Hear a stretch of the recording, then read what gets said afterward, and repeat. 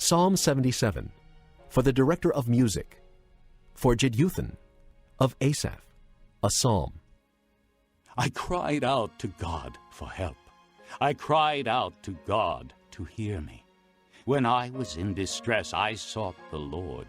At night, I stretched out untiring hands, and my soul refused to be comforted. I remembered you, O God, and I groaned. I mused, and my spirit grew faint. Selah. You kept my eyes from closing. I was too troubled to speak. I thought about the former days, the years of long ago. I remembered my songs in the night. My heart mused, and my spirit inquired, will the Lord reject forever? Will he never show his favor again? Has his unfailing love vanished forever? Has his promise failed for all time? Has God forgotten to be merciful? Has he in anger withheld his compassion? Selah. Then I thought, to this I will appeal, the years of the right hand of the Most High.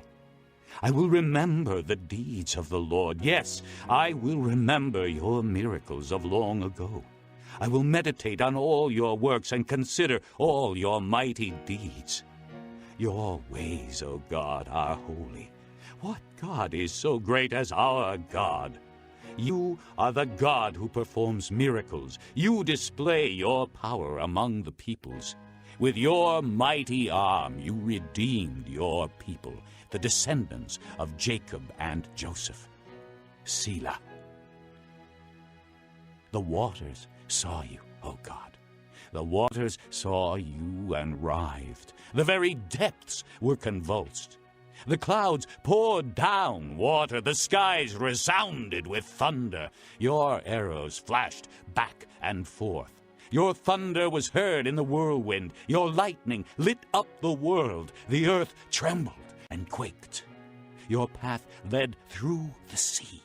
Your way through the mighty waters, though your footprints were not seen. You led your people like a flock by the hand of Moses and Aaron. Psalm 78, a maskil of Asaph. O my people, hear my teaching. Listen to the words of my mouth. I will open my mouth in parables. I will utter hidden things, things from of old, what we have heard and known, what our fathers have told us. We will not hide them from their children. We will tell the next generation the praiseworthy deeds of the Lord, his power, and the wonders he has done.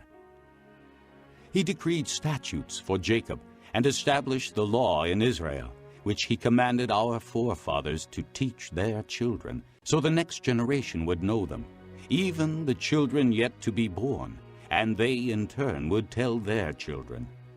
Then they would put their trust in God, and would not forget his deeds, but would keep his commands. They would not be like their forefathers, a stubborn and rebellious generation whose hearts were not loyal to God, whose spirits were not faithful to him. The men of Ephraim, though armed with bows, turned back on the day of battle.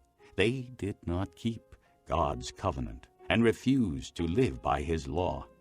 They forgot what he had done, the wonders he had shown them. He did miracles in the sight of their fathers in the land of Egypt, in the region of Zoan.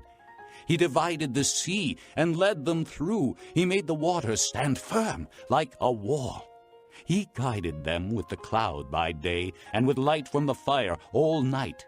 He split the rocks in the desert and gave them water as abundant as the seas.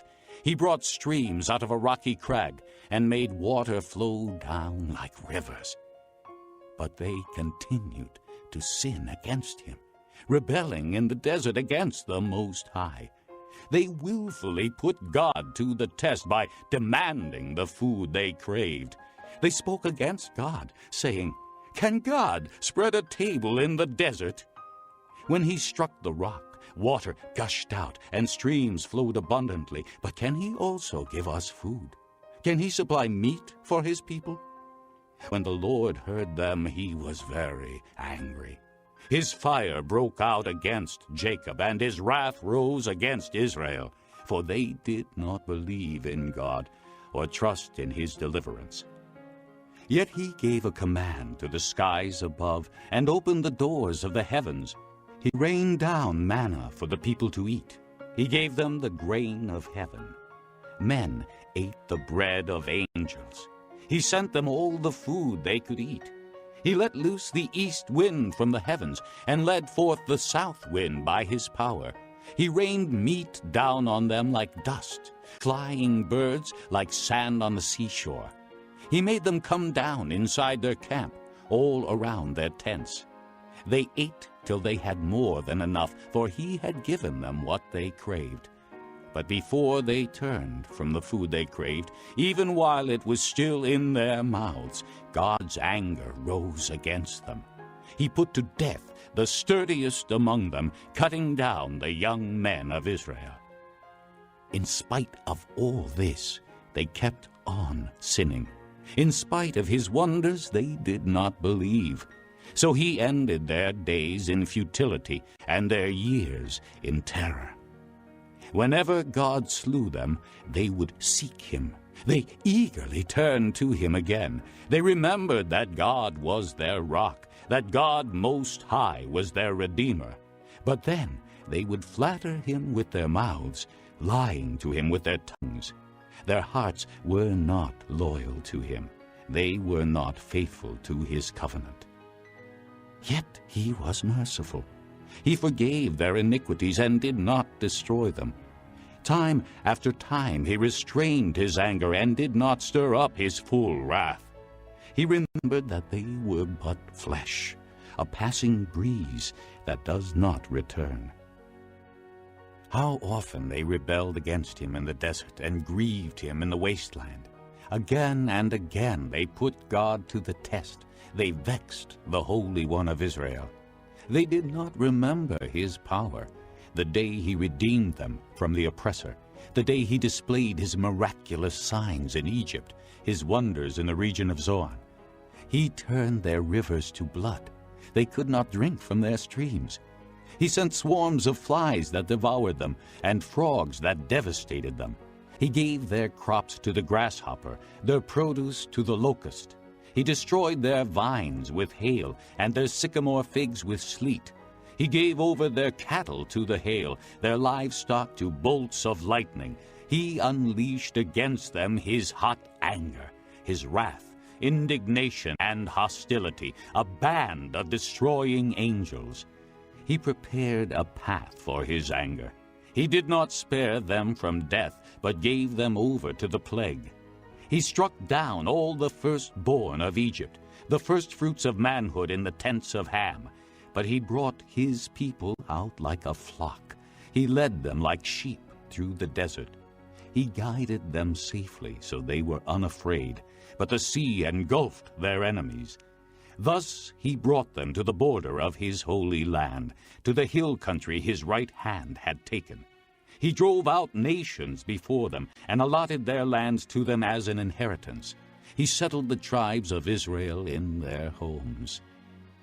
But they put God to the test and rebelled against the Most High. They did not keep his statutes. Like their fathers, they were disloyal and faithless, as unreliable as a faulty bow. They angered him with their high places. They aroused his jealousy with their idols. When God heard them, he was very angry. He rejected Israel completely. He abandoned the tabernacle of Shiloh, the tent he had set up among men.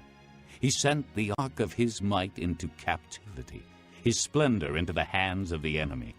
He gave his people over to the sword. He was very angry with his inheritance.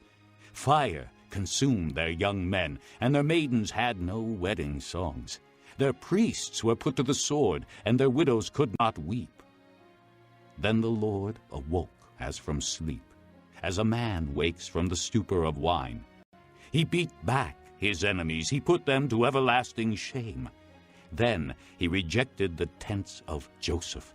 He did not choose the tribe of Ephraim, But he chose the tribe of Judah, Mount Zion, which he loved. He built his sanctuary like the heights, like the earth that he established forever. He chose David his servant and took him from the sheep pens. From tending the sheep he brought him to be the shepherd of his people Jacob, of Israel his inheritance. And David shepherded them with integrity of heart. With skillful hands he led them.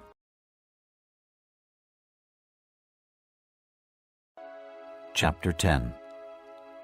Brothers, my heart's desire and prayer to God for the Israelites is that they may be saved. For I can testify about them that they are zealous for God, but their zeal is not based on knowledge. Since they did not know the righteousness that comes from God and sought to establish their own, they did not submit to God's righteousness. Christ is the end of the law, so that there may be righteousness for everyone who believes. Moses describes in this way the righteousness that is by the law. The man who does these things will live by them.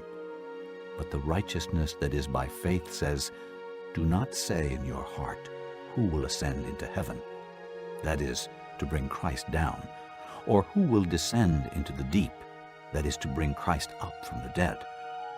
But what does it say? The word is near you. It is in your mouth and in your heart. That is, the word of faith we are proclaiming. That if you confess with your mouth Jesus is Lord and believe in your heart that God raised him from the dead, you will be saved. For it is with your heart that you believe and are justified, and it is with your mouth that you confess and are saved. As the Scripture says, anyone who trusts in him will never be put to shame. For there is no difference between Jew and Gentile. The same Lord is Lord of all, and richly blesses all who call on him. For everyone who calls on the name of the Lord will be saved. How then can they call on the one they have not believed in? And how can they believe in the one of whom they have not heard? And how can they hear without someone preaching to them? And how can they preach unless they are sent? As it is written, how beautiful are the feet of those who bring good news. But not all the Israelites accepted the good news. For Isaiah says, Lord, who has believed our message? Consequently, faith comes from hearing the message, and the message is heard through the word of Christ. But I ask, did they not hear? Of course they did. Their voice has gone out into all the earth, their words to the ends of the world. Again I ask, did Israel not understand? First Moses says, I will make you envious by those who are not a nation. I will make you angry by a nation that has no understanding. And Isaiah boldly says, I was found by those who did not seek me. I revealed myself to those who did not ask for me. But concerning Israel, he says, all day long I have held out my hands to a disobedient and obstinate people.